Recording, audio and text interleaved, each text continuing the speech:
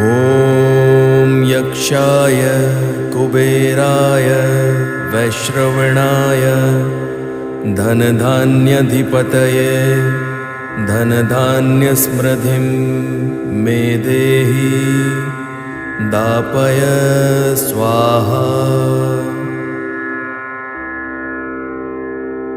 ॐ यक्षाय कुबेराय वैश्रवणाय धनधान्याधिपतये धनधान्यसमृद्धिं मे देहि दापय स्वाहा।